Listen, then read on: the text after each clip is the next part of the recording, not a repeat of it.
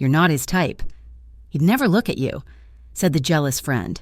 But the mafia boss did. The air inside Luca's lounge always smelled of expensive scotch, stale cigar smoke, and secrets that were too heavy to carry in the daylight. It was a distinctive scent, one that clung to Hannah Cole's hair and clothes long after her shift ended. She moved through the dimly lit room with the practiced efficiency of someone who had learned that the best way to survive in Fairview Heights was to remain invisible. Hannah was 28 years old, though the shadows under her eyes often made her look older. She tightened the apron around her waist, her fingers brushing against the fabric of her simple black dress. It was uniform standard, functional and modest, chosen specifically to blend into the background. That was where Hannah lived, in the background.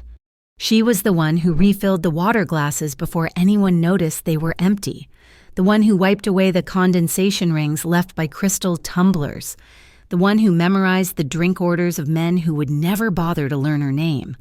She paused by the service station, adjusting the tray in her hand. Her feet ached. They always ached by Friday night, in her mind. She was not counting the tips she had made so far, but rather subtracting them from the terrifying number on the medical bill sitting on her kitchen counter. Her father's heart surgery had been necessary, life-saving even, but the financial fallout was a slow-motion drowning that kept Hannah awake until 3 a.m. most nights. She needed this job. She needed the tips. She needed to be invisible so she could keep working double shifts without breaking down. "You look like you're about to collapse," a voice purred from beside her. Hannah jumped slightly, turning to see Tessa Marino leaning against the polished mahogany bar. Tessa was everything Hannah was not, where Hannah was muted tones and soft edges. Tessa was high-definition color. Her lipstick was a sharp crimson. Her dark hair was blown out to perfection, and her uniform dress had been hemmed just an inch higher than regulation, tight enough to showcase curves that stopped conversations. "I am fine," Hannah said, though her voice came out thinner than she intended. "Just tired. It has been a long week." Tessa inspected her manicured nails, looking bored. "You worry too much. You are going to get wrinkles before you are 30. You need to relax, maybe flirt a little. You know, if you smiled more, you might actually make some real money tonight." "I do my job." "Tessa," Hannah replied, turning back to her tray. Tessa laughed, a sound that was not quite unkind but certainly patronizing. It was the laugh of someone who believed she was the main character of every story, and that Hannah was merely the supporting cast. Tessa loved the proximity to power that Luca's provided. She thrived on the heavy stares of the politicians and business tycoons who frequented the lounge. She collected their business cards like trophies. But there was one name that made even Tessa straighten her posture. The heavy oak doors at the front of the lounge swung open, and the atmosphere in the room shifted instantly. It was a physical change, like the air pressure dropping before a storm. The low hum of conversation died down, replaced by a tense, electric silence. The jazz music playing softly over the speakers seemed to fade into the background. Dante Rinaldi had arrived. He walked in with the casual arrogance of a man who owned the pavement beneath his feet. He was tall, with broad shoulders that strained against the fabric of a bespoke charcoal suit. His hair was dark, swept back from a face that was handsome in a severe, unforgiving way. He did not look around the room. He did not need to. He knew everyone was looking at him. Flanking him were 3 other men, large and imposing, but they were merely satellites orbiting a dark star. Hannah felt a chill run down her spine. She had seen Dante Rinaldi before. Everyone in Fairview Heights knew the stories. They said he ran the unions, the docks, the underground gambling dens. They said he was a man you did not cross unless you had a death wish. Usually. She tried to be in the kitchen when he arrived, but tonight she was trapped on the floor. Tessa, however, looked as if she had been plugged into a live wire. She immediately pulled a compact mirror from her apron pocket, checking her reflection. She pressed her lips together to refresh the color and fluffed her hair. "He is sitting in the VIP corner," Tessa whispered, her eyes gleaming with hunger. "The booth is open. I made sure of it." Hannah kept her head down, arranging napkins on her tray with trembling fingers. She wanted nothing to do with Dante Rinaldi or the dangerous world he carried with him. She just wanted to finish her shift, pay her bills, and go home to her quiet, safe apartment. Suddenly, the floor manager, Mr. Rossi, materialized beside them. He was a nervous man who sweated profusely whenever the Rinaldi crew was in the building. "Tessa," he snapped, his voice low and urgent. "Table 4 needs a second round, the bachelor party. They are asking for you specifically." Tessa's face fell, her expression twisting into a scowl. "But I was going to take the VIP section. I am ready for it, mister." Rossi shook his head, wiping his forehead with a handkerchief. "You are already juggling 2 other tables, and that bachelor party is rowdy. I need someone focused on them so they do not break anything. Hannah, you take the VIP section." Hannah froze. "Me? No, Mr. Rossi. Please." "Tessa is much better with them. I do not have time for a debate, Mr. Rossi hissed. "Mr. Rinaldi is waiting. Go, now." He shoved a fresh bottle of aged whiskey and 4 crystal glasses onto Hannah's tray and hurried away before she could protest further. Hannah stood there, her heart hammering against her ribs like a trapped bird. She looked at Tessa, hoping for sympathy, or at least a trade. Instead, Tessa looked at her with cold, narrowing eyes. The mask of friendship slipped, revealing the sharp, jagged jealousy beneath. She stepped close to Hannah, invading her personal space, the scent of her overpowering perfume cloying in the air. "Do not get any ideas," Tessa whispered, her voice laced with venom. "I do not want to go over there," Hannah whispered back, her hands shaking so hard the glasses rattled on the tray. "Good," Tessa said, leaning in until her lips brushed Hannah's ear. "Because you are not his type. Hannah, look at you. You are plain. You are invisible. He would never look at a woman like you." The words struck Hannah like a physical blow. They confirmed every insecurity she had ever harbored, every doubt she felt when she looked in the mirror and saw only fatigue and mediocrity. Heat flooded her cheeks, a mix of shame and humiliation. Tessa pulled back, a smug satisfaction on her face, before turning on her heel and strutting toward the bachelor party. Hannah was left alone, the heavy tray in her hands, the weight of Tessa's cruelty sitting in her chest. She took a shaky breath. She had no choice. She had to do her job.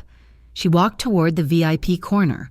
The booth was tucked away in the shadows, elevated slightly to give the men a view of the entire room while keeping them concealed.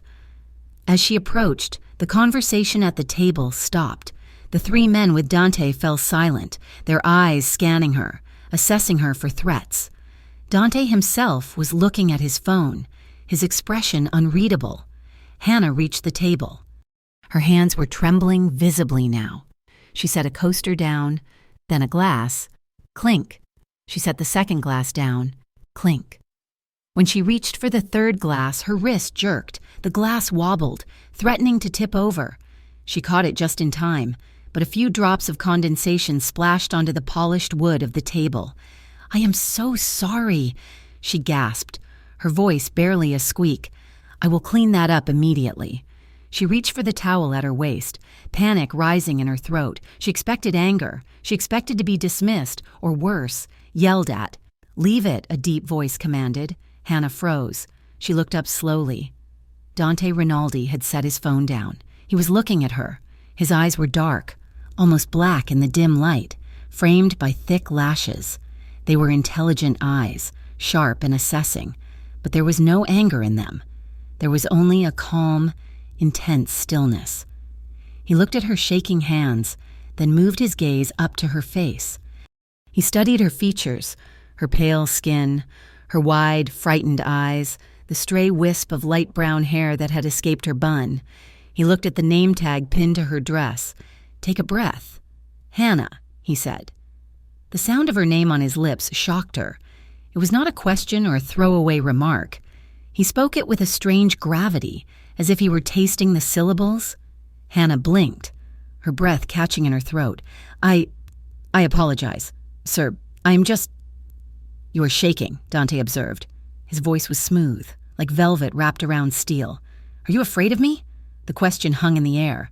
The other men at the table watched with amusement, but Dante's expression remained serious. "No," Hannah lied, though her voice betrayed her. "I just want to provide good service."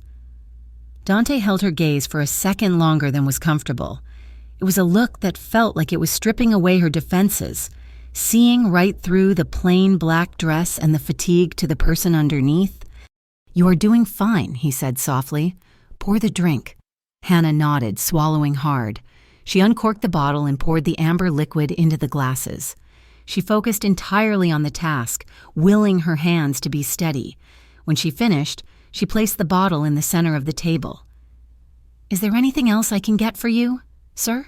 she asked, keeping her eyes lowered. "No," Dante said. "Thank you." "Hannah." She turned and walked away as fast as she could without running, her heart pounding a frantic rhythm against her ribs. She could feel his eyes on her back as she retreated. It was a physical sensation, a heat that prickled at the base of her neck. Tessa's words echoed in her mind. He'd never look at you, but he had. He had looked at her, and he had used her name. Hannah spent the next hour trying to make herself small again. She busied herself at the other end of the room, wiping down tables that were already clean. She tried to ignore the VIP section, but her eyes kept drifting back to the dark figure in the corner. Every time she looked, she felt a strange pull, a terrifying magnetism. Around midnight, the lounge became more crowded, the noise level rose. Hannah was clearing a table near the center of the room when a hand clamped around her wrist. She gasped and spun around. A man in a disheveled business suit was sitting there, his face flushed with drink.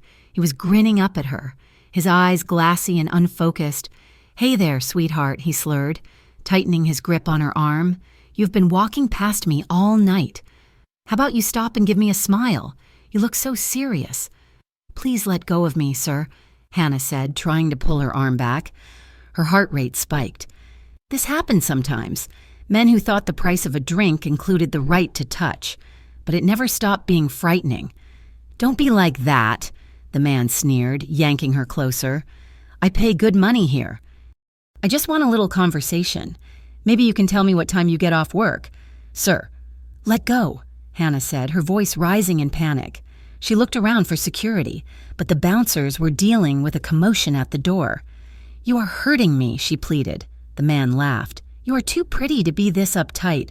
Come on, sit down for a minute." Suddenly, a shadow fell over the table. The man stopped laughing. He looked up, squinting. "Release her." The voice was not loud. It did not have to be. It cut through the noise of the club like a razor blade. It was cold, devoid of emotion, and absolutely terrifying. Dante Rinaldi stood next to the table. He was not looking at Hannah. He was staring down at the businessman with a look of pure, unadulterated menace. His hands were in his pockets, his posture relaxed, which only made him more frightening. It was the relaxation of a predator who knew he had already won. The businessman blinked, his drunken bravado faltering. Who are you?" "Mind your own business, pal. I will not ask twice," Dante said. His voice dropped an octave, vibrating with a suppressed violence that made the hairs on Hannah's arms stand up. "Take your hand off her. Now." The businessman looked at Dante's eyes and sobered up instantly. He saw something there that promised pain. Real, lasting pain. He released Hannah's wrist as if it were burning hot. "I was just playing," the man stammered, holding his hands up. "Just having a little fun. No harm done." "Get out," Dante said. The man scrambled out of the booth, knocking over his chair in his haste. He threw a wad of cash on the table and practically ran toward the exit, not daring to look back. Hannah stood there, clutching her wrist where the man's fingers had dug in. She was shaking again, adrenaline flooding her system. She looked up at Dante, unable to speak. He turned to her. The cold, dead look vanished from his eyes, replaced by that same intense curiosity she had seen earlier.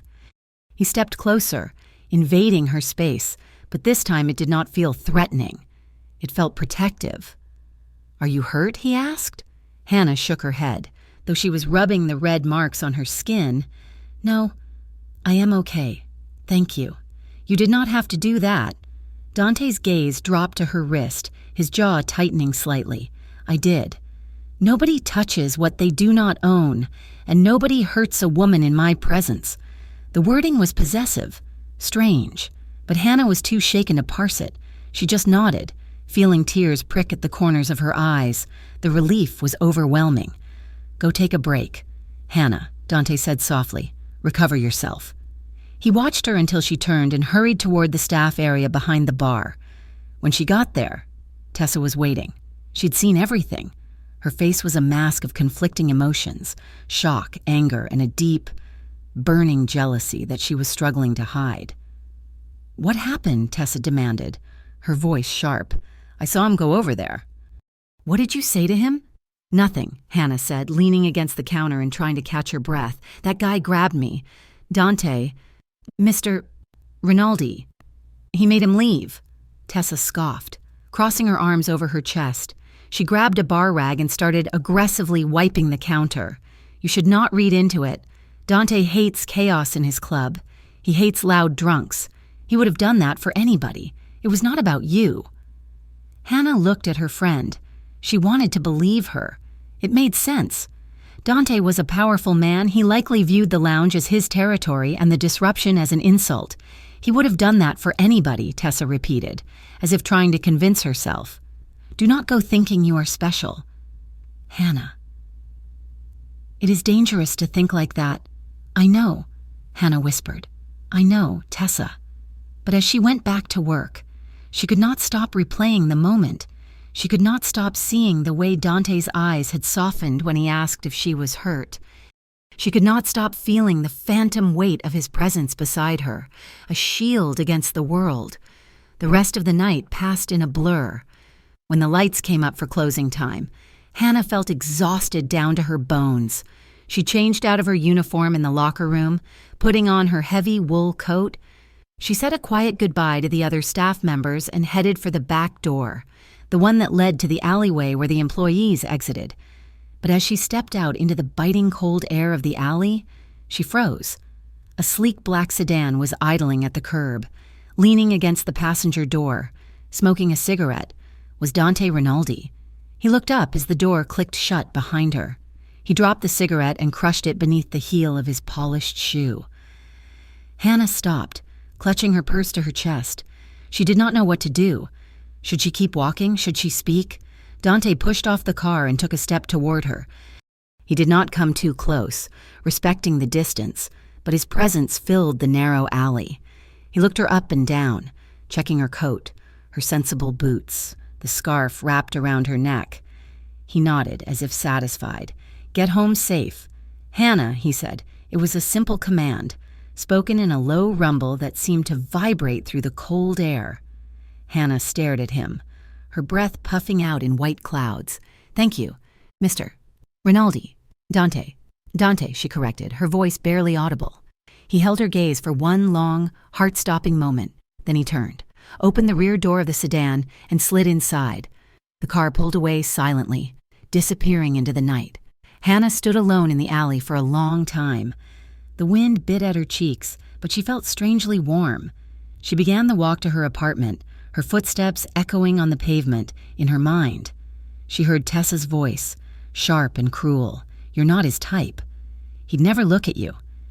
But alongside it, she heard the deep timbre of his voice saying her name. She felt the ghost of his gaze on her skin. And for the first time in years, the crushing weight of her invisible life felt just a little bit lighter. He had looked. He had seen her. And she had a terrifying feeling that he was not going to stop looking. For the next 3 nights, the atmosphere inside Luca's lounge felt different to Hannah. The shadows seemed deeper, the air heavier.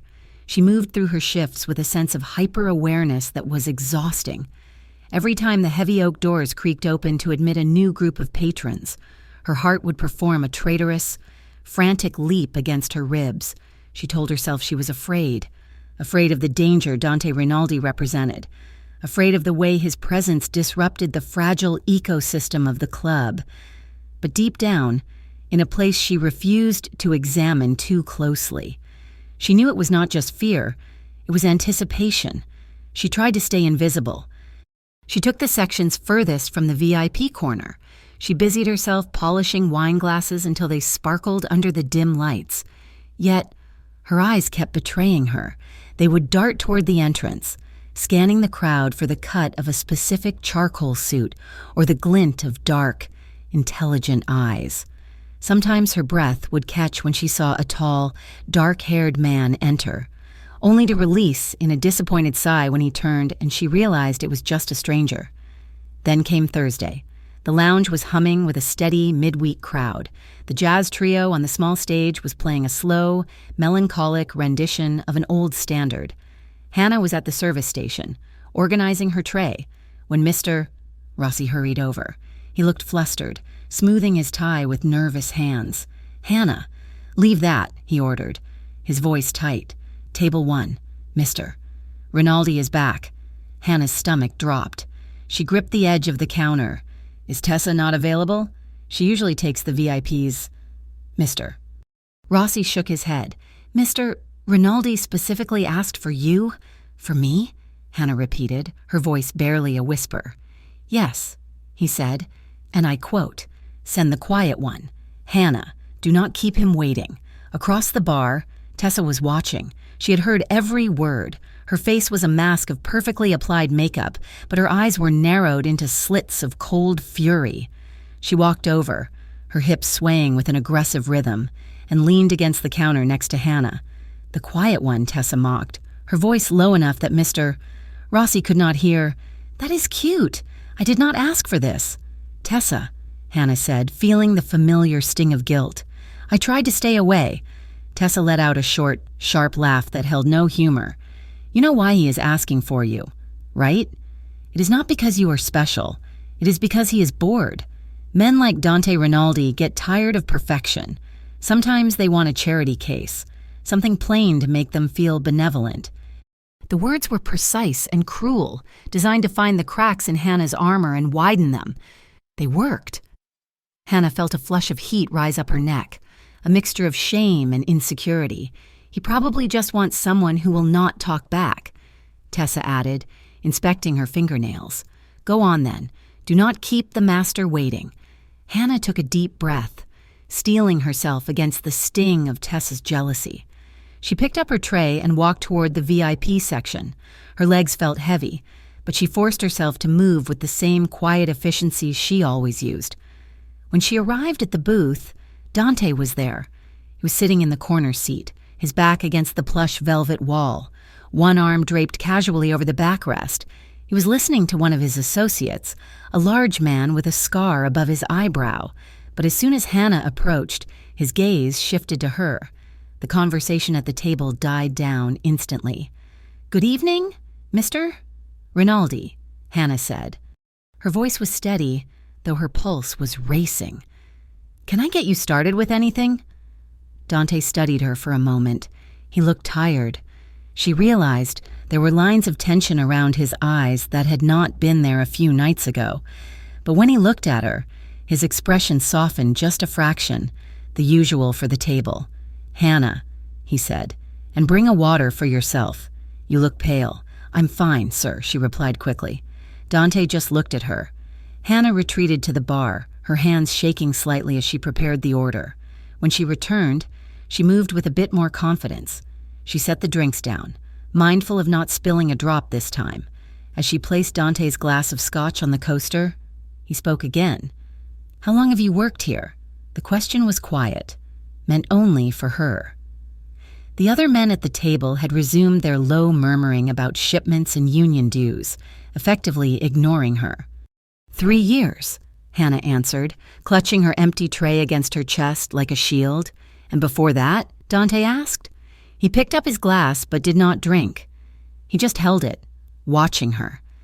"I was a student," she said. "What did you study?" "Literature?" She admitted, feeling foolish. It seemed like such a useless thing in a place like this, in a world like his. Dante did not laugh. He did not mock her. He nodded slowly, as if this piece of information was valuable. "You do not belong in a place like this." "Hannah," he said, "I need the job," she replied simply. Dante's eyes searched hers. There was an intensity to his focus that made the rest of the room fade away. For a few seconds, it felt as though they were the only two people in the entire city. "Where did you grow up?" he asked. "A small town north of here," she said. "You would not know it. It is very quiet." "Quiet sounds nice," Dante murmured. He took a sip of his drink, his gaze never leaving her face. "Quiet is a luxury I cannot afford." Hannah did not know what to say to that. She felt a sudden, unexpected pang of empathy for him. He was a man who owned the city, yet he spoke of silence as if it were a jewel he could not buy. "I should let you get back to your business," she said, taking a step back. Dante nodded, dismissing her, but as she walked away, she felt his eyes on her back, heavy and warm. The night wore on.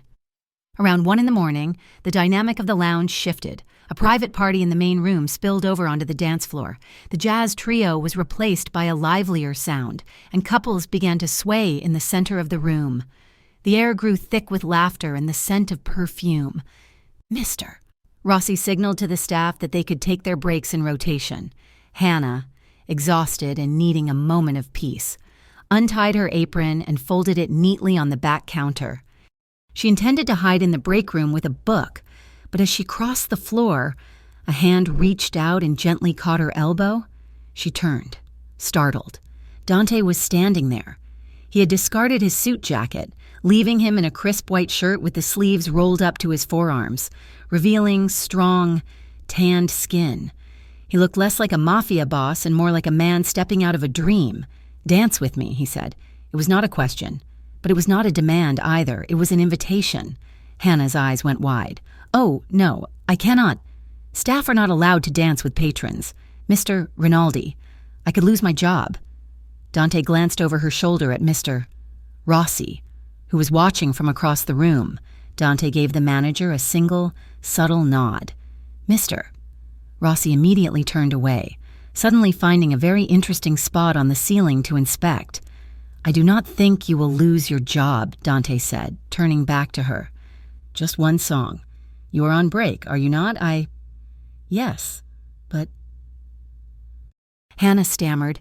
"Just one song," he repeated. His voice dropped, becoming a low rumble that vibrated in her chest. "Please." The word "please" coming from a man like him disarmed her completely. Before she could protest again, he took her hand. His grip was warm and calloused, firm but surprisingly gentle. He led her onto the dance floor, threading through the other couples until they found a small space in the center. Hannah felt stiff, her body rigid with nerves. She was acutely aware of Tessa watching from the bar, aware of the other servers whispering. She felt plain and small in her black uniform dress amidst the sequined gowns of the other women. Dante seemed to sense her discomfort. He stepped closer, placing one hand on the small of her back. The touch was electric. Even through the fabric of her dress, she could feel the heat of his palm.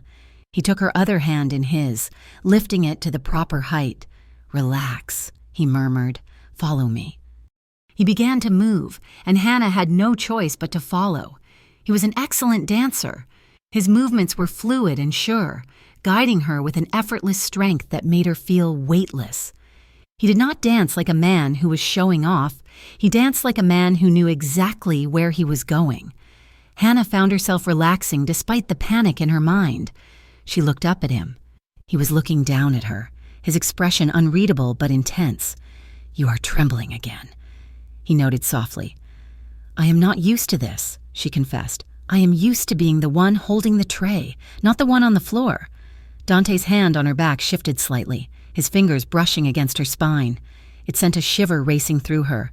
"You spend too much time trying to be invisible, Hannah," he said. "It is safer that way," she replied. Dante pulled her a fraction closer. The music swelled, a slow, aching trumpet solo that seemed to wrap around them. "Maybe," he conceded. "But you are harder to ignore than you think." The words landed softly, but their impact was seismic. Hannah's breath hitched. She looked at his lips, then back up to his eyes. The air between them grew thick, charged with a sudden, overwhelming tension. It was a magnetic pull, a dangerous gravity that made her want to lean in, to close the scant inches between them. She felt his thumb trace a slow, deliberate circle on her hip. It was a possessive gesture, intimate and claiming. Her heart was pounding so hard she was sure he could feel it against his chest. Dante lowered his head, his face drawing closer to hers. She could feel his breath against her ear, warm and smelling faintly of scotch and mint.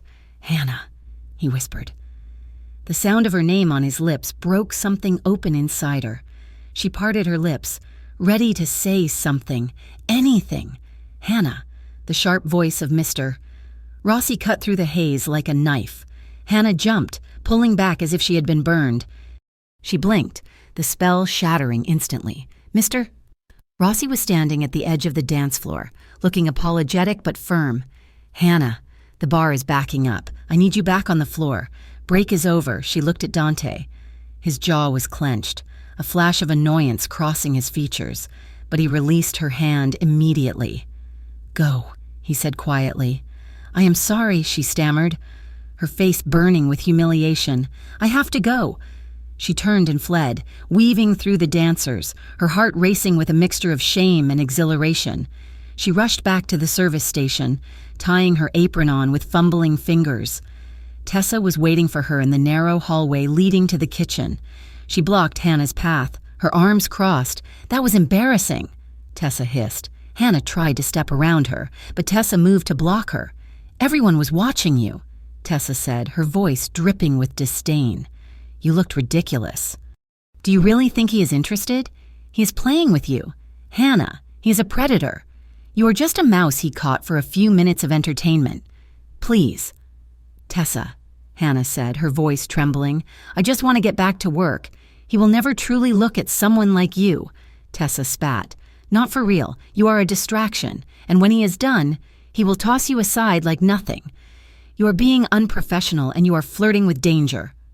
Hannah pushed past her, blinking back tears. She knew Tessa was being cruel, but the worst part was that Hannah feared she was right. Why would a man like Dante Rinaldi want her? It made no sense. She felt foolish, naive, and incredibly small. The rest of the night was a blur of misery. Hannah avoided the VIP section entirely. When Dante and his men finally left, she was in the kitchen, scrubbing pots that did not need scrubbing just to avoid seeing him go. At 3 a.m, the club finally closed. Hannah changed into her street clothes, wrapping her coat tight against the chill. She said goodnight to the security guard and walked out to the employee parking lot. It was a desolate stretch of asphalt illuminated by a single flickering street lamp. She got into her old, battered sedan and turned the key. The engine sputtered, groaned, and died. "No," she whispered. "Please, no." She tried again. Click, click, click, silence. She rested her forehead against the steering wheel, fighting the urge to scream. She did not have the money for a tow truck.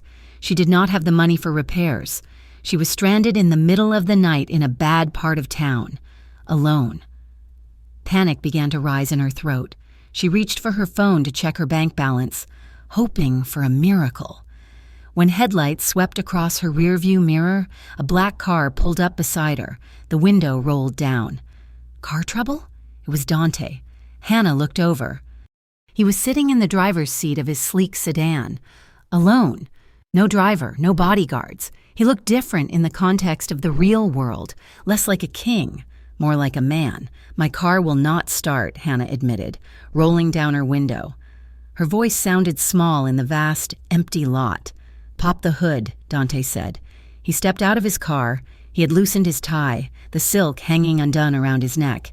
He walked to the front of her car as Hannah pulled the release lever. He lifted the hood and peered inside, his movements confident and capable. He checked the battery terminals, jiggled a few wires, and then leaned back.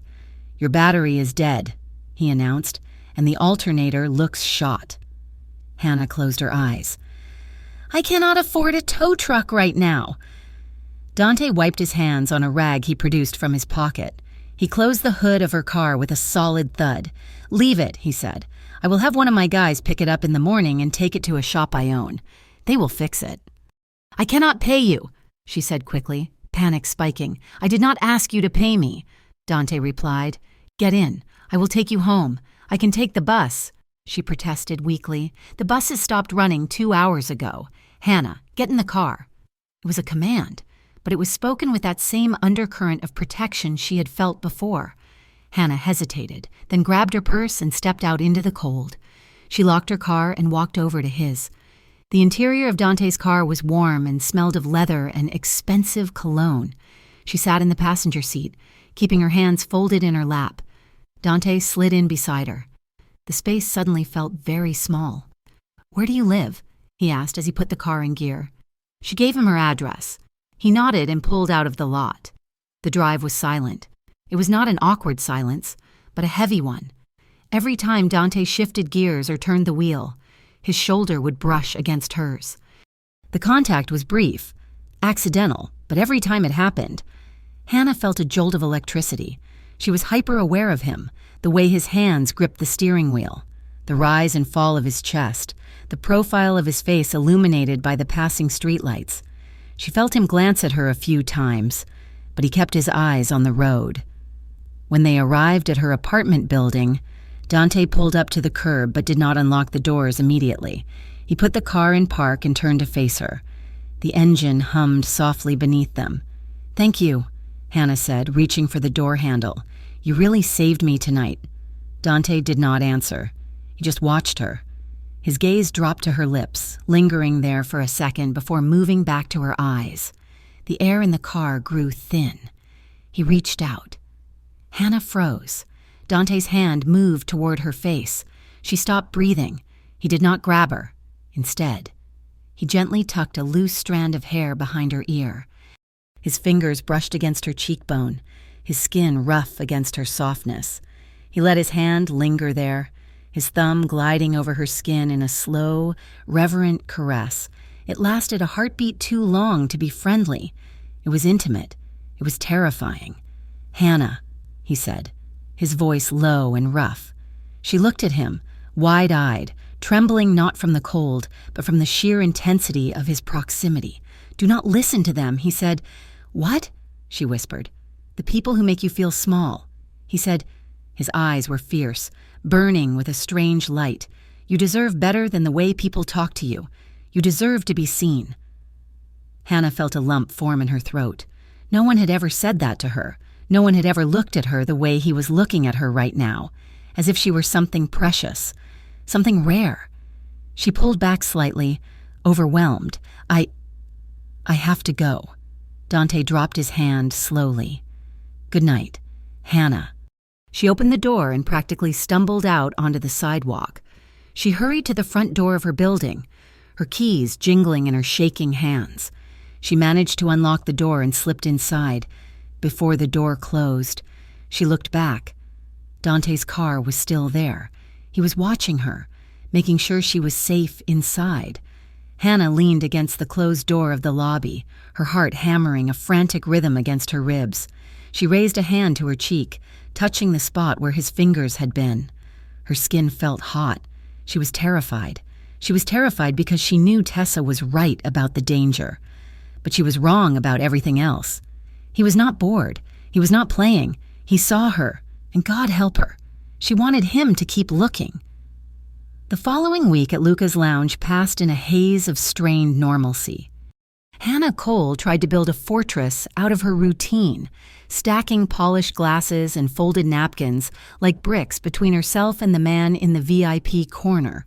She told herself that the ride home had been a singular event, a lapse in judgment born of desperation and a dead car battery. She told herself that Dante Rinaldi was a customer, a dangerous one, and that the fluttering in her stomach was fear, not anticipation. But Dante did not make it easy to forget him. He came every night. He did not always sit in the VIP section. Sometimes he took a small table near the back, alone, nursing a single drink for hours. He never demanded her service, but his eyes followed her. It was a tangible weight, that gaze, constant, heavy, and possessive. He tipped with a generosity that made Hannah uncomfortable, leaving amounts on the table that could pay her grocery bill for 2 weeks. He never spoke to her beyond a polite greeting, yet the silence between them felt louder than the jazz band on stage. The staff noticed, In a place like Luca's, secrets were the only currency that mattered, and inflation was high. "He's watching you again," one of the bartenders, a young man named Leo, whispered as Hannah waited for a drink order. "It is intense. Hannah, like a wolf watching a rabbit. I am just doing my job." "Leo," Hannah said, keeping her eyes fixed on the tray in her hands. Tessa Marino heard the exchange and let out a sharp, incredulous sound. She was standing at the garnish station, slicing lemons with a little too much force. The knife hit the cutting board with a rhythmic, violent thud. "Wolf and rabbit is right," Tessa muttered, tossing a lemon wedge into a bin. "But the rabbit usually has the sense to run away. You are just standing there, waiting to be eaten." "I am not waiting for anything," Hannah replied, her patience fraying. "He's just a customer." "Tessa?" "He is a mobster." "Hannah," Tessa snapped, turning to face her. The jealousy that had been simmering for days was beginning to boil over, masking itself as concern. "I am telling you this because I am your friend. He is bored. He's looking for a toy. And you are making a fool of yourself by letting him stare at you like that." "I cannot control where he looks," Hannah said, grabbing her tray. "You could ask to switch shifts," Tessa challenged. "You could quit, but you do not want to. Do not you? You like the attention. You like thinking you are special." Hannah walked away before she said something she would regret. The accusation stung because it held a grain of truth. She was terrified of Dante. Yes, but beneath the fear was a treacherous current of excitement that she could not suppress. It was late on a Tuesday, a slow night with rain lashing against the windows, when the delicate balance finally shattered. The lounge was nearly empty. Mr. Rossi had sent most of the staff home early, leaving only Hannah, Tessa, and the bartender to close up. The music had been turned off, replaced by the hum of the refrigerator units and the distant sound of traffic on the wet streets. Hannah was in the kitchen, stacking crates of soda, when she heard a commotion near the service entrance. It was not the usual sound of a delivery. It was the sound of a struggle. A heavy thud echoed through the wall, followed by a muffled, pained groan. She froze. The kitchen staff had already left. It was just her. "Please, I just need more time," a voice cried out, ragged and desperate. Hannah's heart hammered against her ribs. She knew she should stay where she was. She knew the smartest thing to do was to turn around, walk back into the main room, and pretend she had heard nothing. But the sound of another blow, wet and sickening, propelled her feet forward. She walked down the narrow corridor that led to the back alley exit. The heavy metal door was slightly ajar, letting in the damp night air. In the hallway, under the harsh glare of a single security light, violence was unfolding. Two men in dark coats were holding a third man up against the brick wall. The victim was slumped, his face bloody, his shirt torn, standing a few feet away, watching with a detached, icy calmness. Was Dante Rinaldi. He did not look like the man who had tucked a strand of hair behind her ear. He looked like a statue carved from judgment in ice. "You have had time." "Sullivan," Dante said. His voice was not loud, but it carried a terrifying weight. "You borrowed money. You agreed to the terms. Now you are insulting me by lying about why you cannot pay." "Dante, please," the man wept, blood dripping from his chin. "I swear I will get it." One of Dante's enforcers drove a fist into the man's stomach. The victim crumpled, gasping for air, retching on the concrete floor. Hannah let out a sharp, involuntary gasp. The sound was small, but in the sudden silence of the hallway, it was like a gunshot. Dante's head snapped up. His eyes locked onto Hannah standing at the end of the corridor. She was frozen, her hands pressed over her mouth, her eyes wide with unadulterated horror. She was seeing the monster Tessa had warned her about. She was seeing the brutality that paid for the expensive suits and the generous tips. For a second, Dante's face remained a mask of cold fury. Then, recognition set in. The ice in his eyes fractured, replaced by a flash of annoyance and something that looked painfully like regret. He looked from the bloody man on the floor to Hannah, and she saw his jaw tighten. "Enough," Dante barked. His men stopped mid-swing, looking at him in confusion. "Boss?" one of them asked. "I said enough," Dante snapped, "Get him out of here. Put him in the car. We will finish this discussion elsewhere." The men grabbed the sobbing debtor and dragged him out the back door into the rain. The metal door slammed shut, leaving Dante and Hannah alone in the hallway. The silence that followed was suffocating. "Go back inside." "Hannah," Dante said. He did not move toward her. He stood his ground, as if he knew that stepping closer would make her run. Hannah could not move. Her legs felt like lead.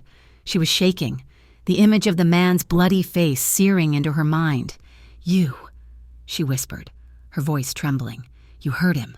Go back inside," Dante repeated, his voice harder this time. "Urgent." Hannah turned and ran. She fled back through the kitchen, her breath coming in short, panicked gasps. She burst into the employee break room and collapsed onto the worn sofa. Burying her face in her hands, she felt sick. She felt foolish. She had let herself believe he was different, that the darkness was just a rumor. The door to the break room opened. Hannah scrambled to her feet, backing up against the row of lockers. Dante stepped inside and closed the door softly behind him. He had straightened his jacket, but he could not straighten the reality of what had just happened. "Hannah," he said, raising his hands slightly, palms out. "Stay away from me," she whispered. Dante stopped. He looked at her pale skin, her trembling hands, the fear radiating off her in waves. He looked tired, the weight of his world suddenly visible on his shoulders. "I did not want you to see that," he said quietly. "Is that supposed to make it better?" Hannah asked, her voice gaining a sudden, sharp edge of anger. "Because I did not see it. It does not happen. You were watching them beat him. You were telling them to do it." "It is complicated," Dante said. "That man. He is not innocent. He took money he knew he could not pay back. He gambled it away while his family starved. There are rules in my world. Hannah. Consequences. Your world," she repeated, shaking her head. "You talk about it like it is a different planet. It is here. It is in the hallway where I work. You act like a gentleman. Dante, you open doors, you fix cars, you speak softly, but that is who you really are." "I never lied to you," Dante said. His voice dropped, becoming intense and raw. "I never told you I was a good man. I never told you my hands were clean. You never asked. I did not think I had to ask if you were a violent criminal," she cried, tears finally spilling over her lashes. "I am what I have to be to survive," he shot back, taking a step closer. The anger was rising in him now, a defensive flare. "Do you think this city runs on kindness? Do you think I protect what is mine by asking nicely? I do not want your protection if this is what it costs," Hannah shouted. "I do not want to see people bleeding on the floor because of you." The room fell silent, the echo of her shout hanging in the air. Hannah was breathing hard, her chest heaving. She wiped angrily at her tears, refusing to let him see her break down completely. Dante stared at her. The anger drained out of him as quickly as it had come, leaving behind a stark vulnerability that was terrifying in its own way. He took another step, then another, until he was standing just inches from her. He did not touch her, but his presence wrapped around her like a physical force. "You are right," he said, his voice barely a whisper. "You should not see it. You do not belong near it." He looked down at her, his dark eyes searching her face. Hannah looked up, trapped between the locker and the man who terrified and fascinated her in equal measure. She could see the conflict raging inside him, the instinct to push her away for her own safety, warring with a selfish, desperate need to keep her close. "I will keep it away from you," he vowed. "I will make sure you never have to walk down a hallway and see that again." "You cannot promise that," Hannah whispered. "It is who you are. It is what I do," he corrected. "It is not all I am." He raised his hand slowly. Hannah flinched, a reflex born of the violence she had just witnessed. Dante froze, pain flashing across his features. He waited, giving her the chance to run, to scream, to tell him to leave. She did not move. Slowly, incredibly slowly, he bridged the gap. He cupped the side of her face with his hand. His palm was warm, his skin rough, but his touch incredibly gentle. His thumb brushed away a tear that was tracking down her cheek. Hannah's breath hitched. She should pull away. She knew she should pull away, but the contact sparked a fire in her blood that burned through the fear. Dante lowered his forehead until it rested lightly against hers. She closed her eyes, overwhelmed by the scent of him. Rain. Expensive tobacco, and something distinctly masculine. "I should leave you alone," he murmured against her skin. "I should walk out that door and never speak to you again." "Then why do you not?" she breathed. "Because I cannot." He confessed. He turned his head slightly, his nose brushing against hers. Their breathing synced, ragged and shallow in the quiet room. The tension that had been building between them for weeks, the stolen glances, the accidental touches, the unspoken words, suddenly snapped. Dante kissed her. It was slow at first, a testing of the waters, a question asked in silence. His lips were firm and warm, moving against hers with a tenderness that belied the violence of 10 minutes ago. Hannah stood paralyzed for a heartbeat, her mind screaming at her to stop, but her heart traitorously silent. Then she made a choice. She let out a soft sound in the back of her throat and leaned into him. The kiss deepened instantly. It shifted from tentative to hungry, a desperate collision of need. Dante groaned low in his chest, a sound of surrender. His hand slid from her face to the nape of her neck, his fingers threading into her hair, tilting her head back to deepen the angle. Hannah's hands, which had been clenched at her sides, found their way to his shirt. She gripped the fabric tightly, pulling him closer. She needed to feel the reality of him, the solid warmth that proved he was a man and not just a monster. He moved his other hand to the small of her back, his arm like a steel band, drawing her in until there was no space left between them. Her body aligned with his. Soft curves against hard angles. He felt dangerous. Yes, but in his arms, she felt a strange, paradoxical safety. It was the feeling of standing in the eye of a hurricane. The world was destroying itself outside, but here, in the center, there was only him. His hand slid down to her waist, anchoring her. The kiss became urgent, teeth grazing lips, tongues tangling. It was a kiss full of all the things they could not say. Apologies, warnings, and a terrifying, dawning love. Suddenly, the sound of heavy footsteps echoed in the corridor outside. The spell shattered. Dante broke the kiss and pulled back, though his hand stayed on her waist for a second longer, steadying her. Hannah stumbled back, hitting the lockers with a dull clang. Her lips were tingling, swollen and red. Her pulse was roaring in her ears like the ocean. She looked at Dante. His eyes were blown wide, the pupils dilated, dark with wanting and worry. His chest was heaving. "Dante?" A voice called from the hall. It was Marco, his second in command. "I am coming," Dante called back, his voice rough and breathless. He looked back at Hannah. The regret was back in his eyes, warring with the heat. "This is dangerous, Hannah," he said, his voice low. "For both of us." Hannah touched her lips, unable to form words. "But I do not regret it," he added. He turned and walked out of the break room, leaving Hannah alone with the hum of the refrigerator and the taste of him on her mouth. She sank back down onto the sofa, her legs refusing to hold her up. She wondered, with a sinking feeling in her gut, when exactly she had crossed the line from curiosity to needing him. It had happened without her permission, a stealthy invasion of her heart. 10 minutes later, Hannah splashed cold water on her face in the staff bathroom and tried to compose herself. She walked out to the locker area to get her coat. Tessa was there. She was leaning against Hannah's locker, her arms crossed, her foot tapping impatiently. She had seen Dante leave the break room. She had seen the flushed look on his face, the disarray of his shirt collar. And now, she was looking at Hannah's swollen lips. "You did it," Tessa said. Her voice was ice cold. Hannah stopped. "I do not want to talk about it." "Tessa, you kissed him," Tessa accused, pushing off the locker. "You actually let him touch you. After everything I told you? After everyone warned you? It just happened," Hannah said weakly, reaching for her coat. "Just happened?" Tessa laughed, a bitter, jagged sound. "Nothing just happens with men like him. You are stealing." "Hannah? Stealing?" Hannah looked at her, confused. "What am I stealing?" "Attention that you do not deserve," Tessa shouted, her composure finally cracking. "Look at you."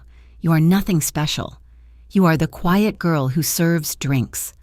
I am the one who knows how to handle men like him. I am the one who belongs in that world. You are just plain." Hannah flinched, the insults landing on old bruises. "He's going to get bored." "Hannah," Tessa sneered, stepping closer, "he is going to use you up, and when he realizes you are just a frightened little mouse, he is going to discard you, and I will not be there to pick up the pieces." Hannah straightened her spine. It took every ounce of courage she had. "Maybe you are right," Hannah said softly. "Maybe he will hurt me.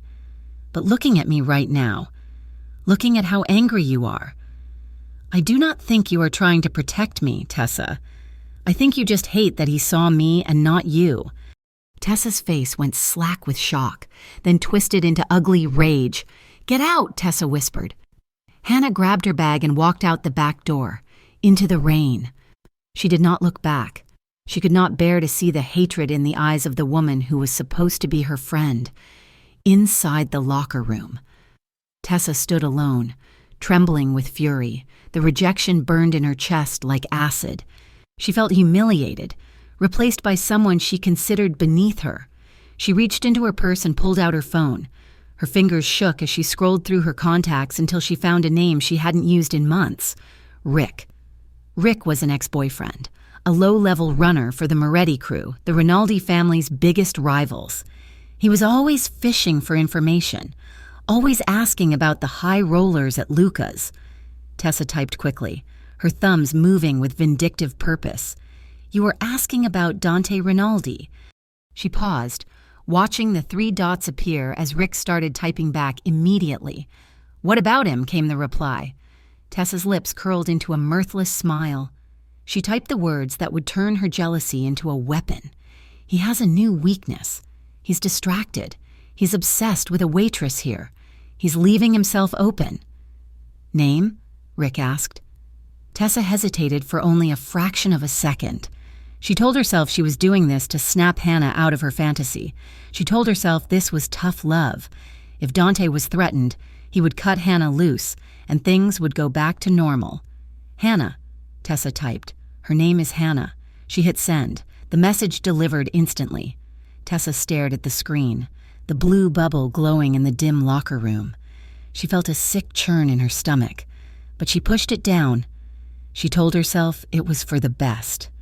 Outside, in the rain, Hannah walked toward the bus stop, unaware that the target on her back had just been painted in bright neon red. 3 weeks had passed since the incident in the hallway, and in that time, Hannah Cole and Dante Rinaldi had constructed a fragile, dangerous rhythm. It was a dance performed in the shadows, composed of stolen moments that felt weightier than entire lifetimes. Hannah still worked her shifts at Luca's. She still wore her black dress and carried her tray, but the air around her had changed. When she walked into the VIP section now, the silence that fell over Dante's table was not dismissive. It was respectful. Dante would watch her approach, his dark eyes tracking her movement with a possessive intensity that made her skin prickle. They did not touch in the club. They barely spoke beyond the necessities of service. But when she placed a glass of scotch on his coaster, his fingers would brush against hers, a fleeting contact that sent a jolt of electricity straight to her heart. The real connection lived in the hours after the club closed, twice a week, sometimes 3 times. Dante's black sedan would be waiting a block away from her apartment. Hannah would slip into the passenger seat, the heavy door sealing out the cold city air, and they would drive. They drove without a destination, winding through the quiet streets of Fairview Heights, the city lights blurring into streaks of neon gold and red against the rain-slicked glass. In the sanctuary of the car, they talked. They talked about books Hannah had read, about the architecture of the old buildings downtown, about the music Dante liked but rarely admitted to enjoying. They talked about everything except the violence that paid for the gas in the tank. They avoided labels. To call this dating would be absurd. To call it an affair felt too sordid. It was a suspension of reality, a bubble where he was just a man who looked at her as if she were the only source of light in a dark room, and she was a woman who felt seen for the first time in her life. But bubbles are designed to burst. It was a Friday, Hannah's night off. She had planned to stay in, worn down by the emotional whiplash of her nights. When her phone buzzed, it was Tessa. "Come to the Skyline," the message read. "It is a rooftop party, very exclusive. I need a wingman. Please, Hannah, I want to make things right." Hannah hesitated. Things had been strained with Tessa since the night in the locker room.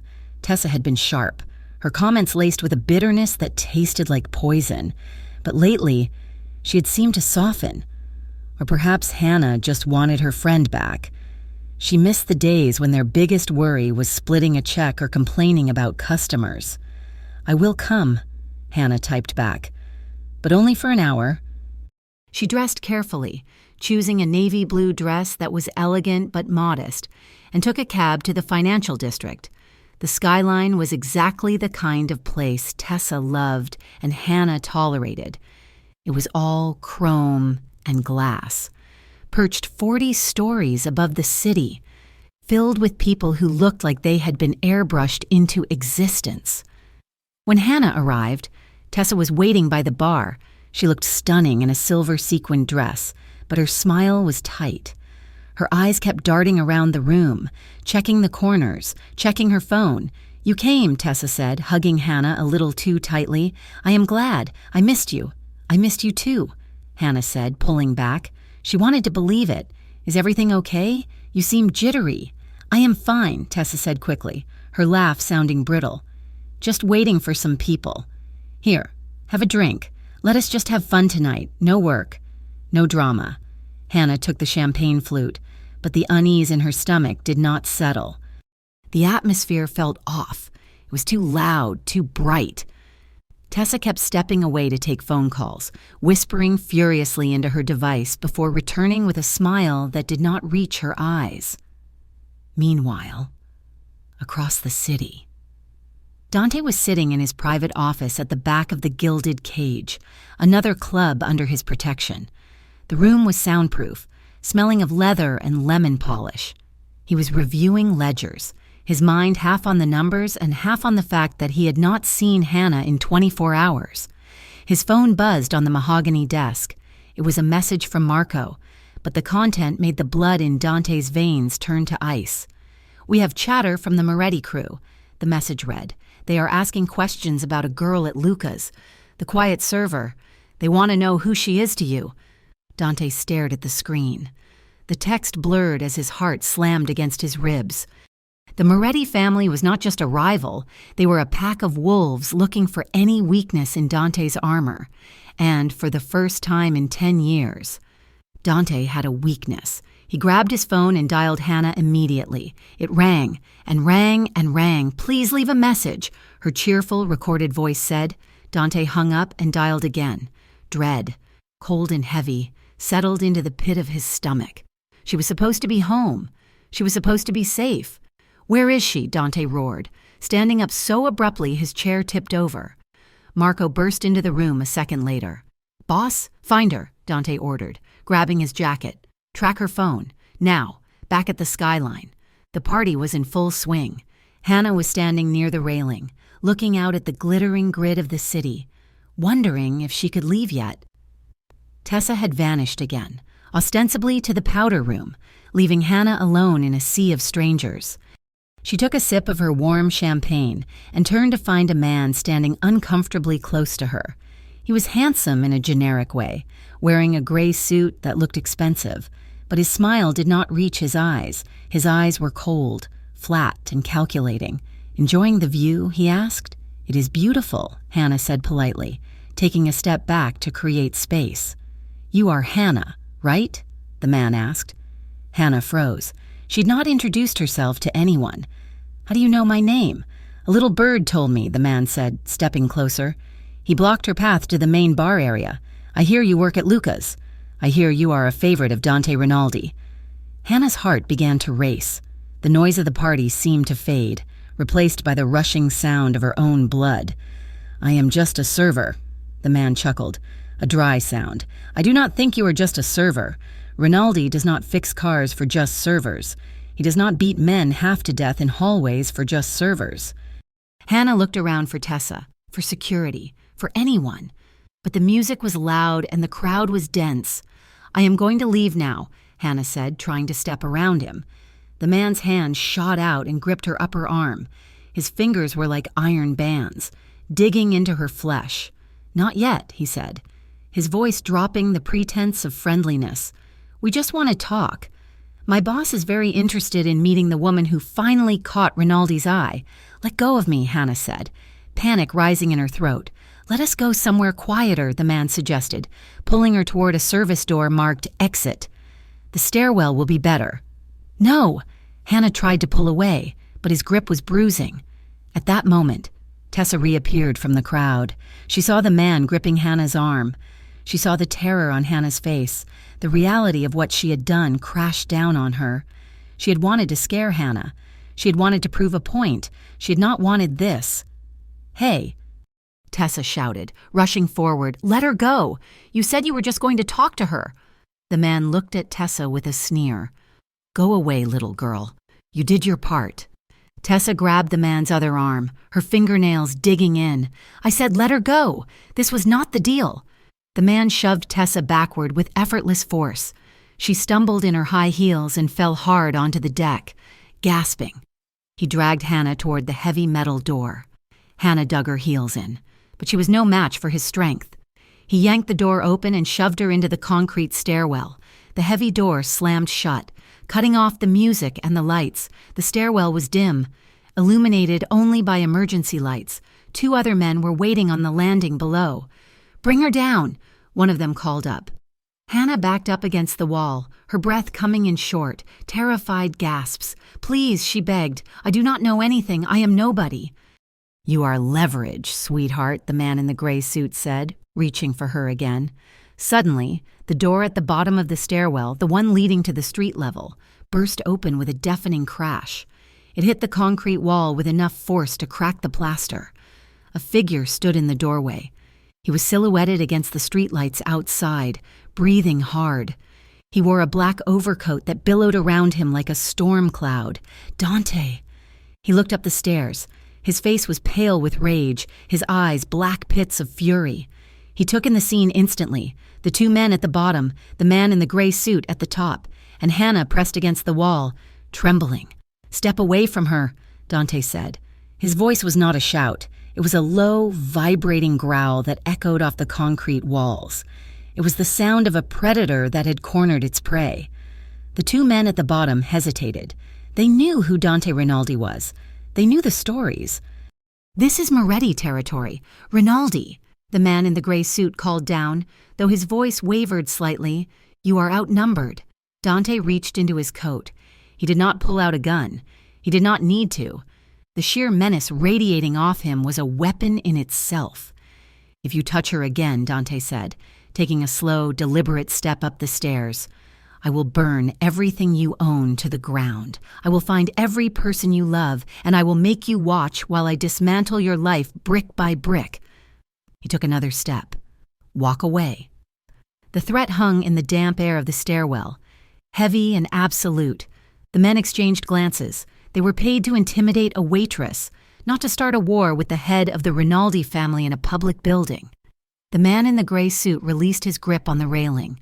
He looked at Hannah, then back at Dante. This is not over, he spat. It is for tonight, Dante said. Go. The men scrambled past him, rushing out the street exit, eager to escape the suffocating pressure of Dante's presence. Dante did not watch them go. He took the stairs 2 at a time, reaching the landing where Hannah stood. She was shaking so hard her teeth were chattering. He reached for her, but stopped inches away, as if afraid he might break her. Are you hurt? He demanded, scanning her for injuries. Did they hurt you? He grabbed my arm, Hannah stammered, clutching her elbow. Dante's eyes dropped to her arm. Even in the dim light, the red marks of fingers were visible against her pale skin. A muscle in his jaw jumped. Come on, he said roughly. He took her hand, gently, so gently, and led her down the stairs. Outside, his car was idling at the curb, double parked. Marco was waiting by the door. "Take Tessa home," Dante ordered Marco, pointing up at the roof. "Make sure she understands that if she ever speaks to a Moretti again, she leaves this city in a box." Dante guided Hannah into the passenger seat of his car and slammed the door. He got in the driver's side and peeled away from the curb, tires screeching on the asphalt. The silence in the car was thick and suffocating. Hannah was still shaking, the adrenaline crash leaving her feeling weak and nauseous. Dante was gripping the steering wheel so hard his knuckles were white. "Why were you there?" he asked finally, his voice tight. "It was a party," Hannah said, her voice trembling. "Tessa invited me." "Tessa set you up," Dante snapped. "She sent her location to Marco when she panicked, but she is the one who brought you there."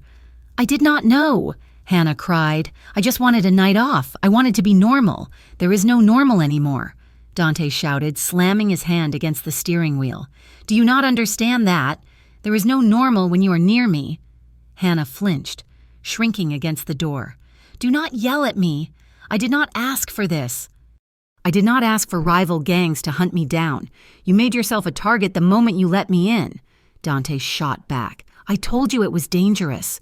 I told you who I was. You told me you would protect me," Hannah screamed, the tears finally falling. "You said you would keep it away from me. That man, he knew my name, Dante. He knew about the car. He knew everything. I know," Dante roared. He swerved the car to the side of the road and slammed on the brakes. The vehicle skidded to a halt under the orange glow of a streetlight. Dante unbuckled his seatbelt and turned toward her. He was breathing heavily, his chest heaving, his eyes wild. He looked terrifying, but Hannah was too angry and too scared to look away. "I know," he repeated, his voice dropping to a ragged whisper. "I know they knew, and it terrified me. When you did not answer your phone—" He broke off, running a hand through his hair, destroying his perfect composure. "I thought I had lost you," he admitted. "The thought. It stopped my heart." Hannah stared at him. The anger in his eyes was fading, replaced by a raw, naked fear that mirrored her own. She realized then that his shouting was not rage at her. It was the panic of a man who had almost watched his world shatter. "Dante," she whispered. He looked at her. The silence between them hummed with the vibration of the idling engine. He reached for her hand, his fingers were trembling. Then he reached for her jaw, cupping her face with a desperation that stole her breath. She met him halfway, their mouths crashed together. It was not a gentle kiss, it was desperate, consuming, a violent release of all the terror and adrenaline that had built up in the last hour. It was a confirmation of life. Hannah made a sound in her throat and gripped the lapels of his suit jacket, pulling him closer over the center console. Dante's hand fisted in her hair, angling her head to deepen the kiss. He tasted of mint and fury. He pulled her as close as the confines of the car would allow. His other hand gripped her waist, his thumb digging in, grounding her. Hannah felt herself melting into him, the fear dissolving into a white-hot heat that seared through her veins. She needed this. She needed to feel him, solid and real, to erase the memory of the cold stairwell. Dante pulled back for a fraction of a second. He searched her eyes, his chest heaving. "Tell me to stop," he rasped. "Tell me to drive you home and leave you alone."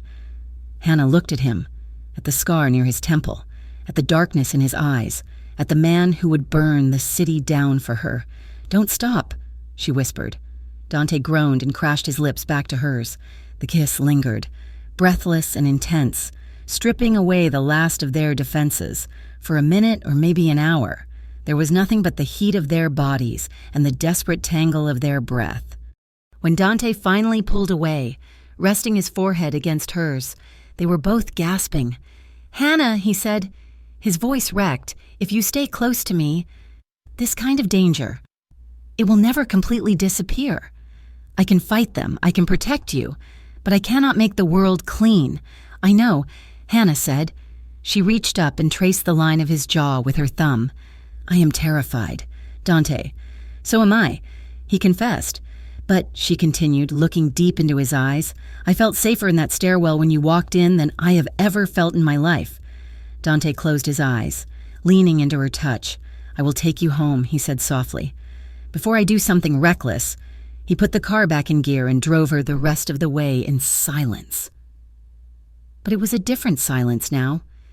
It was the silence of a pact made in blood and adrenaline. When he walked her to her door, he did not kiss her again. He just checked the lock, checked the hallway, and waited until she was safely inside with the deadbolt thrown. Hannah leaned against her door, listening to his footsteps retreat down the hall. Her heart was split in two. Half of her wanted to run, to pack a bag and flee to a town where no one knew the name Rinaldi, but the other half was still in that car. Feeling the desperate press of his mouth against hers, she touched her lips. She felt more alive in this terrifying, dangerous moment than she had in 28 years of safety. Across town. Tessa Marino sat in her apartment, staring at a blank wall. Her phone lay on the floor where she had thrown it. She was shivering, though the room was warm. She remembered the look on the man's face when he shoved her. She remembered the cold calculation. She had thought she was playing a game. She had thought she was teaching Hannah a lesson. She realized now, with a sick feeling in her gut, that she had lit a match in a room full of gasoline, and she had no idea how to put the fire out. The city of Fairview Heights had not changed, but the way Hannah Cole moved through it had, for the past 2 weeks, she had lived inside an invisible cocoon spun by Dante Rinaldi. It was a suffocating layer of protection that she both resented and, in her quieter moments, felt desperately grateful for. She noticed the changes in small, sharp details. There was a new security camera mounted above the rear exit of Luca's, its red eye blinking in the gloom of the alley. When she waited for the bus in the morning, there was often a man standing across the street, never the same man, but always the same type. They wore nondescript jackets and caps, reading newspapers or looking at phones, but their eyes were always scanning the perimeter around her. And when her shift ended, Dante's black sedan was almost always parked just down the block, a silent sentinel waiting to ensure she made it home. It made her feel valuable. It made her feel like a prisoner. Inside the glass-walled office at the back of the gilded cage, Dante was fighting a war on 2 fronts. One was against the rival families sensing blood in the water. The other was against his own instincts. "You are exposed, Dante," Marco said, his voice rough with frustration. He paced the length of the office, gesturing at the pile of reports on the desk. "You are pulling men off the collections route to watch a waitress. You are skipping sit-downs to drive her home. The Morettis see it. The Russos see it. You are telling the world that your head is not in the game." "My head is exactly where it needs to be," Dante replied, though he did not look up from the blueprints spread out before him. He was looking at plans for a commercial real estate development, a clean, legitimate venture that had nothing to do with unions or protection money. Marco stopped pacing and leaned his hands on the desk. "You are trying to go straight. Now? In the middle of a turf dispute? Because of her? Because I am tired." "Marco," Dante said, finally meeting his lieutenant's gaze. His eyes were dark, rimmed with exhaustion. "I'm tired of looking over my shoulder. And if I'm going to have a future that involves her, it cannot be this life. She flinches when I touch her sometimes. Do you know what that feels like? It feels like you are alive," Marco countered. "But if you keep softening up, you are going to be dead, and she will be collateral damage." Dante stiffened. The threat hung in the air, heavy and undeniable. He knew Marco was right. His distraction was a weakness, and in his world, weakness was a death sentence. But the thought of letting Hannah go, of pushing her back into the cold anonymity of her old life, was a physical pain he could not endure. Later that evening, the door to the office opened, and one of the guards ushered Tessa Marino inside. Tessa looked smaller than usual. Her makeup was flawless, her dress sharp, but her posture was slumped. She held her purse with white-knuckled hands. She had asked for this meeting, begging Marco for 5 minutes of Dante's time. "Mr. Rinaldi," she began, her voice trembling. Dante leaned back in his leather chair. He did not offer her a seat. He simply watched her with a gaze that stripped away her defenses. "Speak," he said. I need to tell you something," Tessa stammered. "I made a mistake. A few weeks ago, before the party at the rooftop." Dante remained silent, his face a mask of stone. "I was angry," Tessa continued, tears welling in her eyes. "I was jealous. I did not think it would go this far. I was texting my ex, Rick. He runs with the Moretti crew sometimes. I told him about Hannah. The temperature in the room seemed to drop 10 degrees.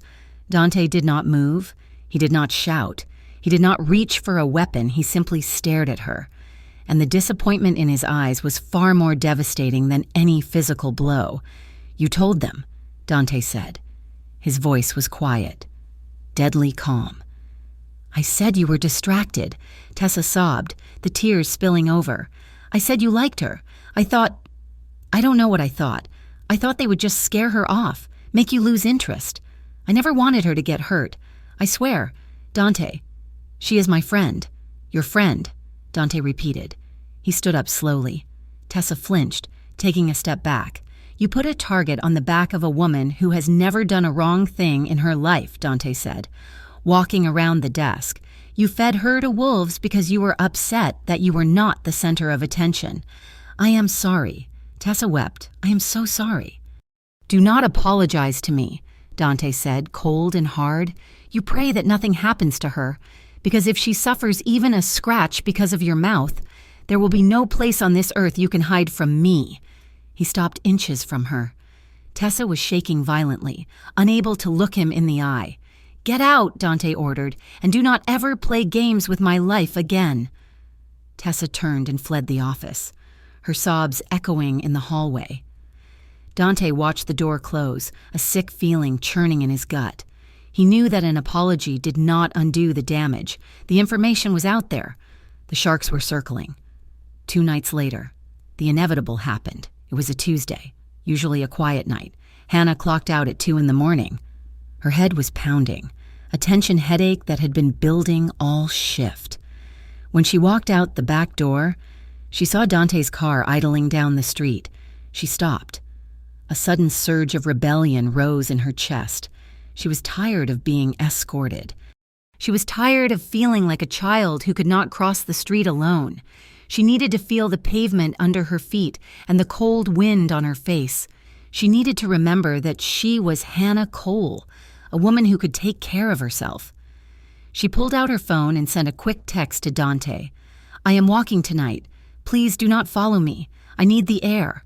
She turned and walked in the opposite direction of his car, cutting through a side street that led toward her apartment. The air was crisp, smelling of rain and exhaust. For the first time in weeks, Hannah felt a flicker of normalcy. She walked briskly, her heels clicking on the sidewalk. She was 3 blocks away from her apartment when the feeling hit her, the primal sensation of being hunted. She quickened her pace. A white van turned the corner ahead of her. It was moving too slowly. Hannah stopped. She looked back. The street was empty. The van accelerated suddenly, tires screeching on the asphalt. It swerved to the curb right beside her. Hannah turned to run, but she was too late. The side door slid open with a metallic rasp. 2 men jumped out, wearing ski masks. "No!" she screamed. Dropping her purse, she fought, she kicked and scratched, landing a blow on one man's shin. But they were professionals. One of them grabbed her arms, pinning them behind her back, while the other clamped a chemical-soaked cloth over her nose and mouth. The smell was acrid and sweet. The world tilted on its axis. "Remember," Dante's voice echoed in her fading mind. "Danger will never completely disappear." Darkness swallowed her whole. Dante was still staring at her text message, debating whether to respect her wishes or follow her anyway. When his phone rang, it was an unknown number. He answered it on the first ring. "Rinaldi. We have the girl." The voice was distorted, metallic and grating, but the smugness was audible. Dante felt the blood drain from his face. The world stopped. The ambient noise of the club, the hum of the city, everything vanished. "If you touch her," Dante whispered, his hand gripping a heavy crystal tumbler of scotch on his desk. "Listen closely," the voice interrupted. "You are going to pay for the territory you stole. And you are going to pay with interest. Abandoned textile factory on the east side. 1 hour. Come alone. If we see a tail, If we see cops, she dies. The line went dead. Dante stood frozen for a second, then a roar of pure, animalistic rage ripped through him. He hurled the crystal glass against the far wall. It shattered with a violent crash, shards of glass spraying across the room, amber liquid dripping like blood down the plaster. He looked at his hand. A shard of glass had sliced his palm. Blood welled up, mixing with the rage coursing through his veins. He did not feel the pain. He felt only a cold, terrifying clarity. They had taken her. He had failed. And now, he was going to rain hell upon them. Marco ran in, gun drawn, eyes wide at the destruction. "Boss, get the car," Dante said, his voice devoid of humanity. "And call the crew. But tell them to hang back. I'm going in alone." Hannah woke up to the smell of dust and old grease. Her head was throbbing with a dull, rhythmic ache. She tried to move her hands and found them bound tightly behind her back. Her ankles were tied to the legs of a heavy metal chair. She forced her eyes open. The room was dim, lit by a single construction lamp on the floor. It was a concrete box, windowless and cold. She was not alone. 3 men stood near the door, smoking cigarettes and talking in low voices. She recognized the gray suit from the rooftop party.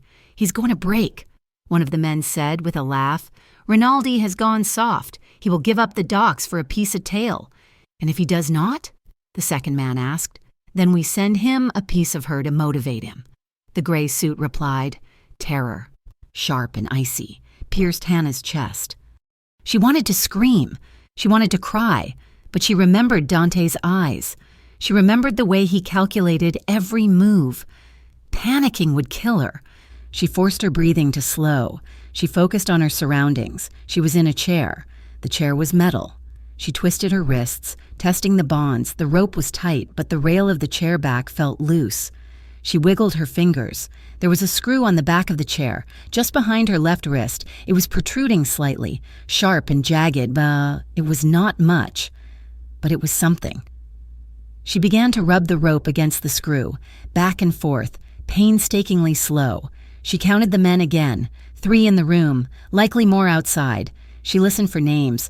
Vinny, Sal. She was terrified, but she was not helpless. She was fighting. Dante arrived at the textile factory exactly 50 minutes later. He stepped out of his car, his hands raised, his coat open to show he was unarmed. It was a lie, of course. He had a small blade tucked into his boot and a backup piece taped to the small of his back, but he played the part of the defeated king. The warehouse doors rolled open. Dante walked into the cavernous space. It was filled with rusted machinery and shadows. In the center of the room, under the harsh light of a hanging bulb, sat Hannah.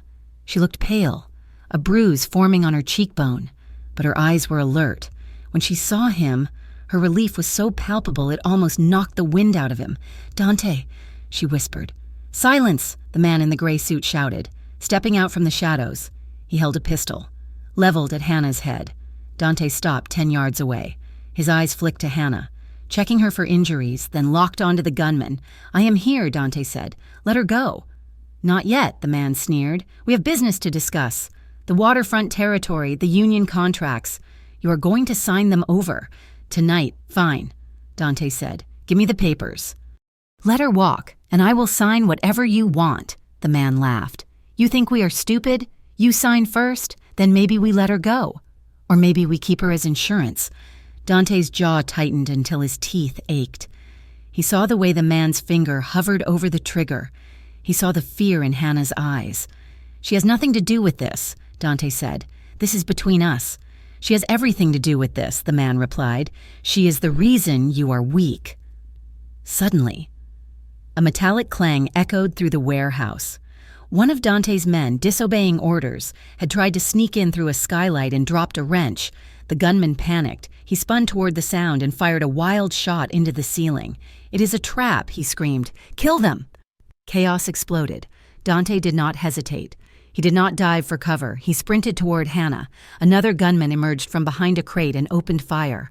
A bullet sparked off the concrete floor inches from Dante's foot. Dante drew his weapon from his back in one fluid motion, firing 2 shots as he ran. The gunman dropped.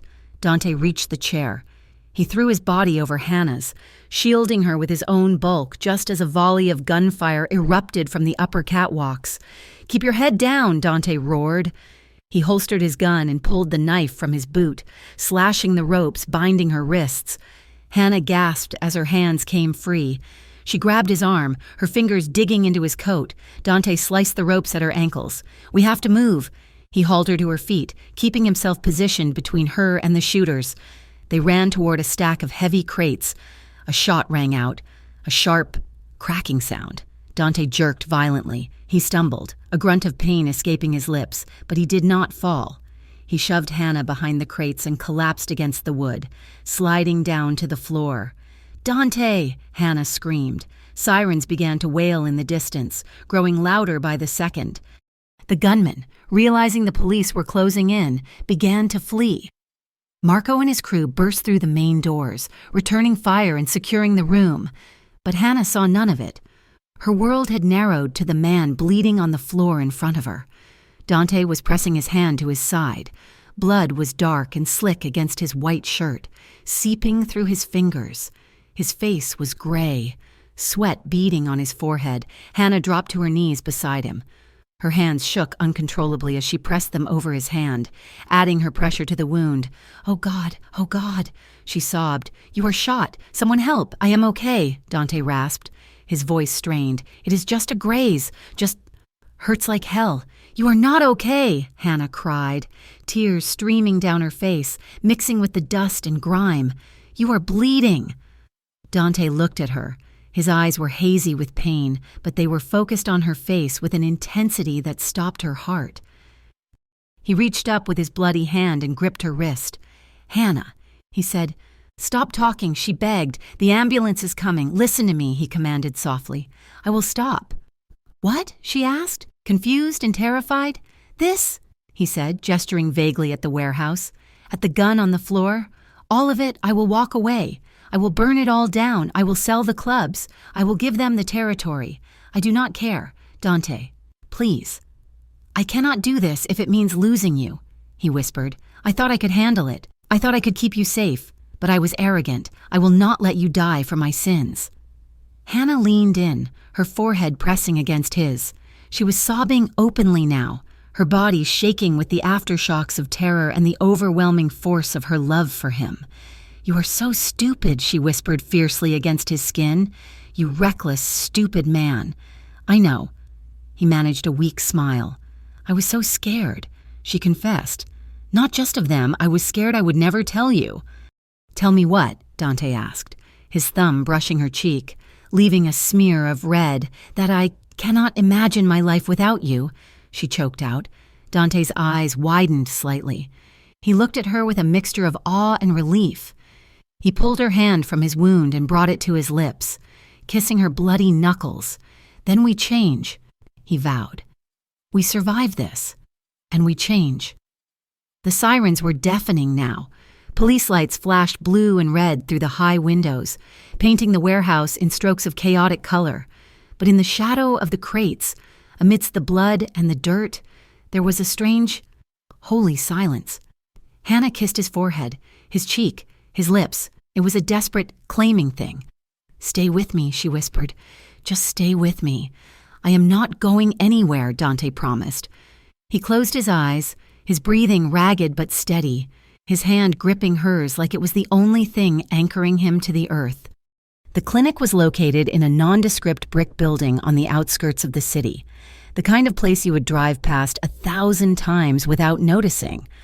There was no signage, no emergency room entrance, and no questions asked at the front desk. It was a place where money bought silence and top-tier medical care in equal measure. Inside room 304. The air smelled of antiseptic and expensive lilies. The only sound was the rhythmic beeping of the heart monitor, a steady, electronic pulse that reassured Hannah Cole that the nightmare was over. Hannah sat in a hard plastic chair pulled right up to the bedside. She had not showered in 24 hours. Her clothes, the same ones she had worn when she was shoved into the van, were rumpled and stained with dust and a few dried specks of Dante's blood. She refused to change them. She refused to leave. Dante was asleep. The doctors had given him a heavy sedative after removing the bullet from his side. He looked different in the stark clinical light, without the bespoke suit, without the aura of command. He looked mortal. His chest rose and fell in a slow, deep rhythm, the white hospital sheet pulled up to his waist, bandages stark white against his tanned skin. Hannah reached out, her fingers trembling slightly, and traced a slow circle on the back of his hand. His skin was warm. It was the most beautiful thing she had ever felt. A soft knock on the door broke the silence. Hannah stiffened, her protective instinct flaring up instantly. She turned to see Marco standing in the doorway. He looked exhausted, his tie loosened, a grim expression on his face. "There is someone here to see you." "Hannah," Marco said quietly. "I told her to leave, but she is refusing." "Who?" Hannah asked, though she already knew. "Tessa." Hannah looked back at Dante. He did not stir. She took a deep breath, steeling herself, and stood up. Her legs felt heavy. "Stay with him," she told Marco. Marco nodded, taking her post by the door as Hannah stepped out into the hallway. Tessa was sitting on a bench near the nurse's station. She looked like a ghost of her former self. Her usually perfect hair was pulled back in a messy knot. Her face was scrubbed clean of makeup, and her eyes were swollen and rimmed with red. She was twisting a tissue in her hands, shredding it to pieces. When she saw Hannah, she stood up so fast she almost tripped. "Hannah," Tessa gasped. Her voice was raw. I did not know if you would come out." Hannah stopped 5 feet away. She crossed her arms over her chest, creating a physical barrier. "I am here. I heard what happened," Tessa said, tears immediately spilling over. "I heard about the warehouse, the shooting. Hannah, I thought they were going to kill you. They almost did." Hannah said. Her voice was flat, devoid of the warmth Tessa was used to. Tessa covered her mouth with her hand, a sob escaping her throat. "I am so sorry. I know that is not enough. I know I cannot just say the words and fix this, but I never wanted this." "Why?" Hannah asked. She needed to know. She needed to understand how 3 years of friendship could rot into something so poisonous. "Why did you do it?" "Tessa, was it really just because he liked me?" Tessa looked down at the linoleum floor. "It wasn't just him," she whispered. "It was everything. It was watching you walk into that room and get everything I have spent my whole life trying to grab. I wanted to be important. Hannah. I wanted to be the one chosen. And when he looked at you like you were the only person in the world, it made me feel like I was nothing." She looked up, her expression pleading. "I wanted to take it away from you. I wanted to scare you back into your place. I did not want you to die. I just wanted you to be invisible again so I did not have to feel so small." Hannah listened, feeling a dull ache in her chest. She saw the pathetic truth of it. Tessa wasn't a monster. She was just a deeply insecure woman who had let her envy consume her until it destroyed the only real friendship she had. "I cannot forgive you," Hannah said. Tessa flinched as if she had been slapped. "I know. Not today," Hannah continued.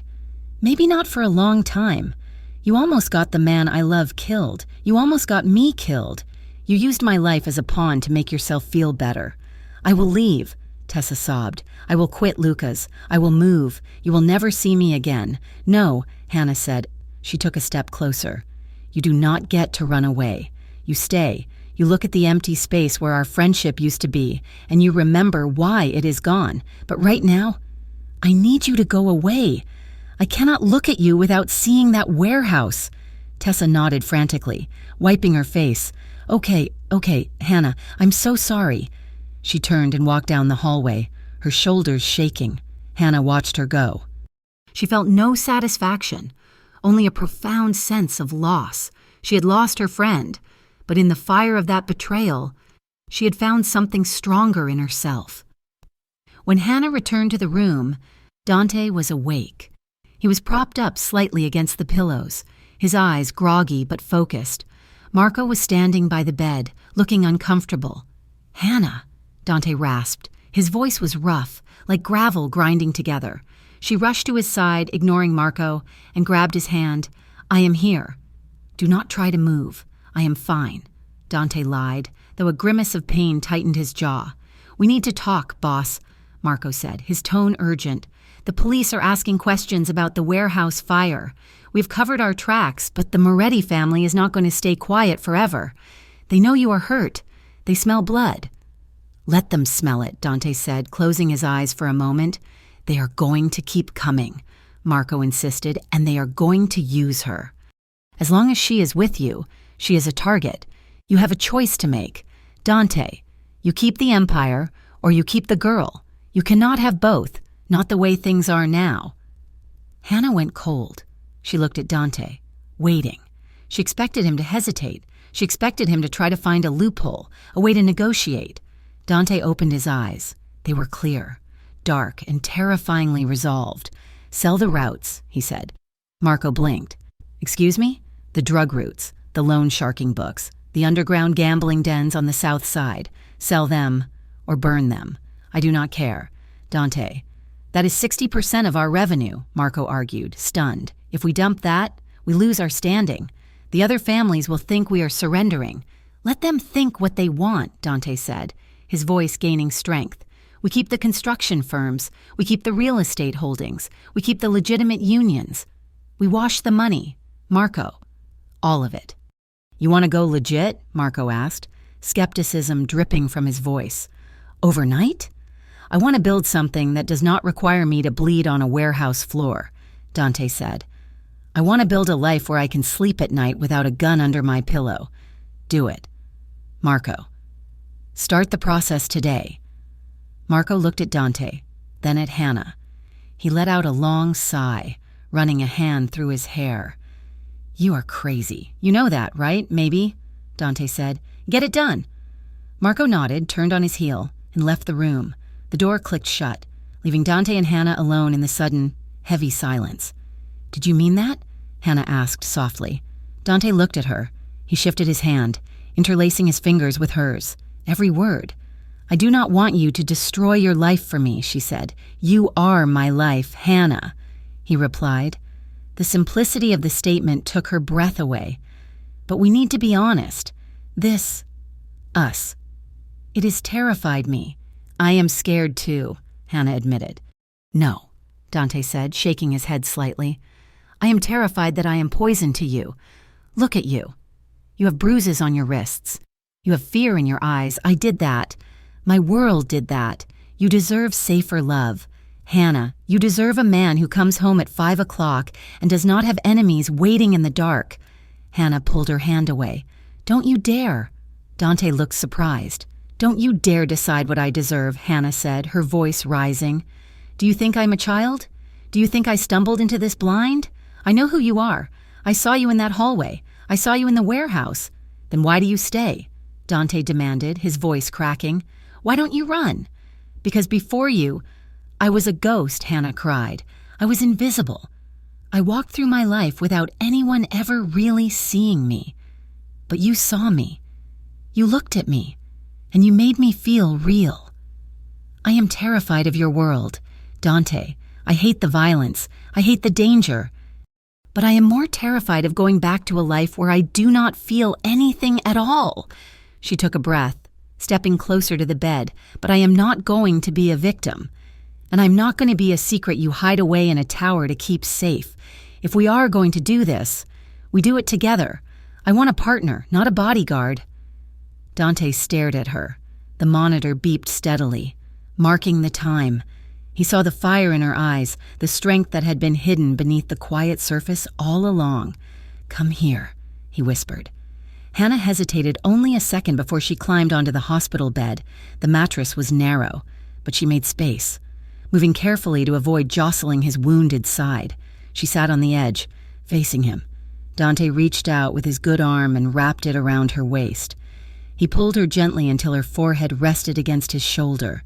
He smelled of soap and medicine, but underneath, he still smelled like Dante. "I do not know how to be the man you need," he confessed into her hair. "I have been this way for a long time." "We will figure it out," Hannah whispered, her hand resting flat on his chest. Right over his heart, she could feel it beating, strong and steady. "Just do not shut me out." Dante moved his hand up her back, his fingers tracing the line of her spine. He pulled back slightly so he could look at her face. They were inches apart. The air between them was thick, not with the frantic adrenaline of the car or the warehouse, but with a quiet, aching vulnerability. He looked at her lips, then he closed the distance. The kiss was slow. It was a surrender. There was no rush, no urgency to prove they were alive. It was deep and languid, a tasting of relief. Hannah made a soft sound and shifted, straddling his lap gently, her knees resting on the mattress on either side of his hips. She framed his face with her hands, her thumbs stroking his cheekbones. Dante groaned low in his throat, a sound of pure contentment.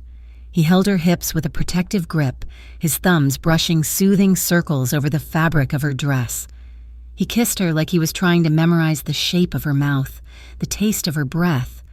It was a kiss that promised everything: safety, loyalty, a future. He broke the kiss but did not pull away. He rested his forehead against hers, his eyes closed. "I love you, Hannah," he whispered. The words hung in the quiet room. It was the first time he had said them. "I love you too," she replied, her voice trembling. They stayed like that for a long time, wrapped in each other, shielded from the world by the walls of the clinic. The heat between them was undeniable, a simmering fire, but it was grounded in trust. Suddenly, the door swung open briskly. "Excuse me, time to check your vitals." A nurse bustled in, then froze, her eyes widening as she saw the patient with a woman straddling his lap. Hannah scrambled off the bed, her face turning a brilliant shade of crimson. Dante, despite the pain in his side, let out a laugh, a genuine, boyish sound that Hannah had never heard before.